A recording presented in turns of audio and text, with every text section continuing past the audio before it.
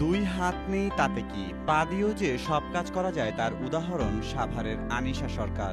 অষ্টম শ্রেণী পড়ুয়া এই শিক্ষার্থীর পায়ের লেখা অবাক করে সবাইকে। পরীক্ষাতেও থাকেন সর্বোচ্চ নম্বরধারী তালিকায়। পিছিয়ে নেই খেলাধুলা সহ অন্যান্য কার্যক্রমেও। ৩.৫ বছর বয়সে হাত হারানোর পর সদ্য হারিয়েছেন বাবাকে, এতেও দমে যাননি। চিকিৎসক হওয়ার স্বপ্নে সব প্রতিবন্ধকতাকে পেছনে ফেলে এগোতে চান তিনি। আমি ছোট থেকে আমার হাত নেই, আমি কখনো নিজেকে এরকম যে আমার হাত নেই এটা আমি কখনো বুঝতে চাই নাই। আমি চাই যে আমি বড় হয়ে ডাক্তার হতে চাই। আমি নিজের পায়ে, আমার মূল উদ্দেশ্য যে আমি নিজ পায়ে দাঁড়াতে চাই, প্রতিষ্ঠিত হতে চাই। এখন আমার বাবা নেই, এখন আমাকে প্রতিষ্ঠিত হতেই হবে। আমি সমাজকে দেখিয়ে দিতে চাই যে আমাদের মতো বন্ধকতা মানুষরা যে সমাজকে কিছু দিতে পারে, সেটা আমার মাধ্যমে প্রকাশ পাক। আমি চাই যে আমার আম্মুকে, আমার বাবা থাকাকালীন তো আমি কখনো চিন্তা করি নাই যে আমি কিছু, আমার ইচ্ছা আছে যে আমি ডাক্তার হব, কিন্তু এরকম কখনো আর কি গুরুত্ব দিই নাই। এখন আমার বাবা নেই, আমি এখন জিনিসটা বুঝতে পারতেছি যে আমার এখন কতটা গুরুত্ব দিয়ে পড়াশোনা করা দরকার।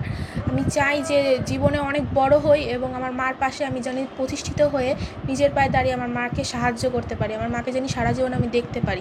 একটা দুর্ঘটনা ভালো ছিল, আগে পেটের থেকেই ভালো হয়েছে, কিন্তু একটা দুর্ঘটনায় দুটা হাত চলে গেছে, তারপরেও থেমে থাকে না।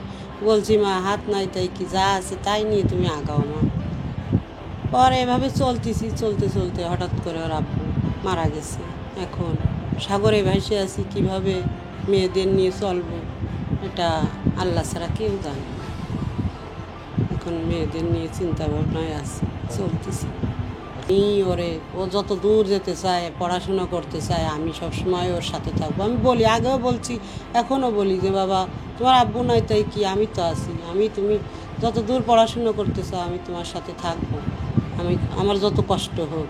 নিম্নবিত্ত পরিবারের সন্তান হলেও আনিশার প্রতি মা, বাবা ও বোনের আদর যত্নের কমতি ছিল না। তার পড়াশোনা, খেলাধুলা ও অন্যান্য কার্যক্রমের প্রতি আলাদা স্পৃহা দেখে পরিবারের সদস্যরা দুই পা দিয়েই আনিশাকে প্রস্তুত করেন। আর এতে সবচেয়ে বেশি ভূমিকা রাখেন তার মা।